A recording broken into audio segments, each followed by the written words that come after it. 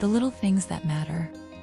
Sophie woke up feeling the weight of the world pressing down on her shoulders. Life had been overwhelming lately, bills were piling up, work was stressful, and exhaustion clung to her like a heavy blanket. As she shuffled into the kitchen, she sighed at the nearly empty fridge.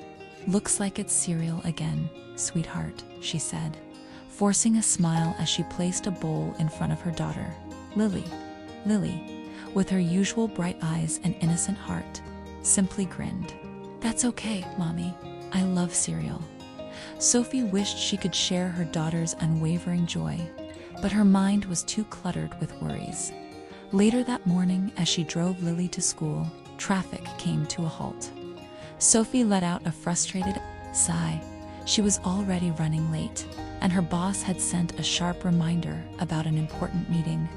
Just as her irritation peaked, she noticed an elderly street vendor standing at the corner, holding a single white flower. She shook her head when he offered it to her, but before she could say anything, Lily eagerly handed the man a coin from her tiny purse. The vendor's face lit up as he handed the flower to Lily, who turned and proudly extended it to her mother. "It's for you, Mommy." Sophie took it absent-mindedly, too preoccupied with the stress of the day to appreciate the gesture. At work, nothing seemed to go right. She spilled coffee on her report, stumbled over her words in the meeting, and barely had time to eat lunch.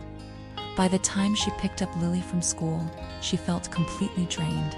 But Lily, as always, was bursting with excitement. She ran up to her mother with a crumpled piece of paper clutched in her tiny hands. "Look, Mommy, I made this for you." Sophie unfolded the paper and saw a simple but heartfelt drawing her and Lily standing under a rainbow with the words, "God takes care of us," written in shaky, colorful letters. Tears welled in Sophie's eyes as she looked at the paper, then at the slightly wilted flower still sitting on the passenger seat. Suddenly, the weight of the day didn't feel so heavy. She thought about the small moments she had brushed aside, the kindness of the street vendor, the way Lily found joy in a simple breakfast, the love in her daughter's voice.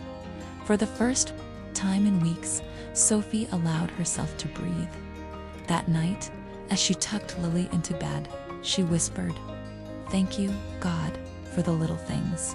Half asleep, Lily smiled and murmured, "God loves you, Mommy, just like I do." Sophie kissed her daughter's forehead, feeling a warmth in her heart that no amount of stress could take away. This is the day that the Lord has made. Let us rejoice and be glad in it.